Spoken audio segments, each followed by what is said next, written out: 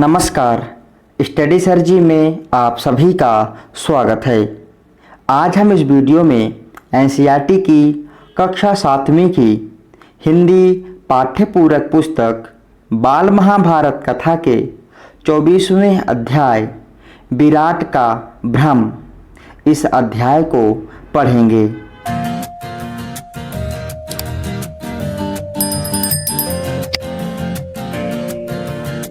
आइए वीडियो शुरू करते हैं, जिसमें हम पढ़ेंगे विराट का भ्रम।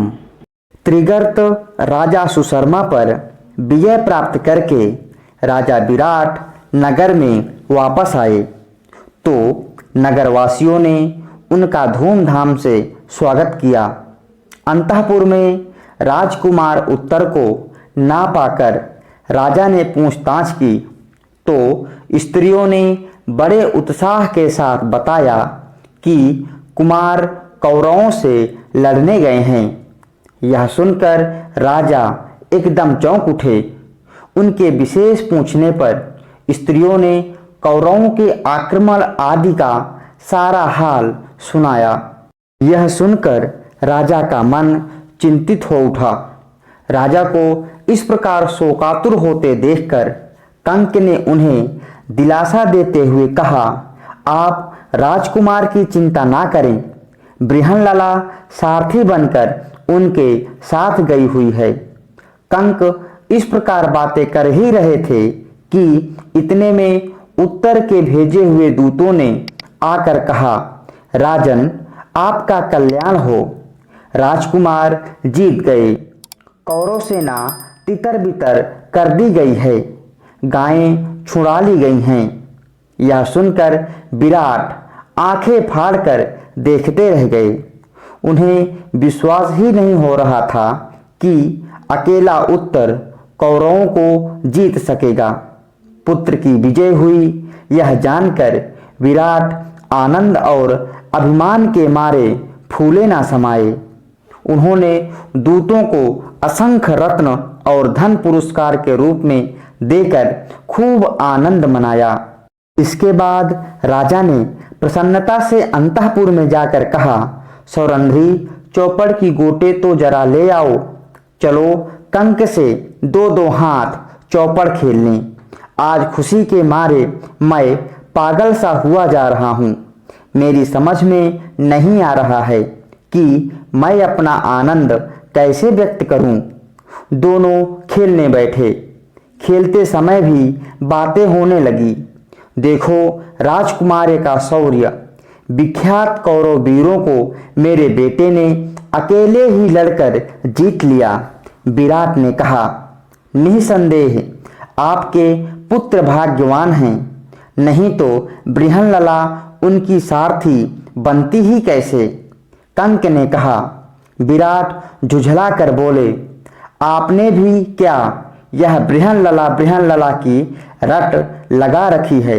मैं अपने कुमार की विजय की बात कर रहा हूँ और आप उसके सारथी की बड़ाई करने लगे। युधिष्ठिर ने अब बृहनलला का नाम लेकर जैसे ही कुछ कहना चाहा, राजा से ना रहा गया। अपने हाथ का पासा युधिष्ठिर कंक के मुंह में दे मारा। पासे की मार से युधिष्ठिर के मुख पर चोट लग गई और खून बहने लगा। इतने में द्वारपाल ने आकर खबर दी कि राजकुमार उत्तर बृहनलला के साथ द्वार पर खड़े हैं, राजा से भेंट करना चाहते हैं। सुनते ही विराट जल्दी से उठकर बोले, आने दो, आने दो। कंक ने इशारे से द्वारपाल को कहा कि सिर्फ राजकुमार को लाओ, बृहनलला को नहीं। युधिष्ठिर को भय था कि कहीं राजा के हाथों उनको जो चोट लगी है उसे देखकर अर्जुन गुस्से में कोई गड़बड़ी ना कर दे। यही सोच उन्होंने द्वारपाल को ऐसा आदेश दिया। राजकुमार उत्तर ने प्रवेश करके पहले अपने पिता को नमस्कार किया और फिर वह कंक को प्रणाम ही करना चाहता था कि उनके मुख से खून बहता देखकर चकित रह गया। उसे अर्जुन से मालूम हो चुका था कि कंक तो असल में युधिष्ठिर हैं। उसने पूछा, पिताजी, इनको किसने यह पीड़ा पहुंचाई है? विराट ने कहा, बेटा, क्रोध में मैंने चौपड़ के पासे फेंक मारे। क्यों, तुम उदास क्यों हो गए? पिता की बात सुनकर उत्तर कांप गया। विराट कुछ समझ ही ना सके कि बात क्या है। उत्तर ने आग्रह किया तो उन्होंने कंक के पांव पकड़कर क्षमा याचना की। इसके बाद उत्तर को गले लगा लिया और बोले, बेटा, बड़े वीर हो तुम। उत्तर ने कहा, पिताजी, मैंने कोई सेना नहीं हराई, मैं तो लड़ा भी नहीं। बड़ी उत्कंठा के साथ राजा ने पूछा, कौन था वह वीर? कहाँ है वह? बुला लाओ उसे। राजकुमार ने कहा, पिताजी, मेरा विश्वास है कि आज या कल वह अवश्य प्रकट होंगे। थोड़ी देर तक तो पांडवों ने सोचा कि अब ज्यादा विवाद करना और अपने को छिपाए रखना ठीक नहीं है। यह सोचकर अर्जुन ने पहले राजा विराट को और बाद में सभी सभा को अपना असली परिचय दे दिया। लोगों के आश्चर्य और आनंद का ठिकाना ना रहा। सभा में कोलाहल मच गया। राजा विराट का हृदय कृतज्ञता, आनंद और आश्चर्य से तरंगित हो उठा। विराट ने कुछ सोचने के बाद अर्जुन से आग्रह किया कि आप राजकन्या उत्तरा से ब्याह कर लें। अर्जुन ने कहा, राजन, आपकी कन्या को मैं नाच और गाना सिखाता रहा हूँ। मेरे लिए वह बेटी के समान है। इस कारण यह उचित नहीं है।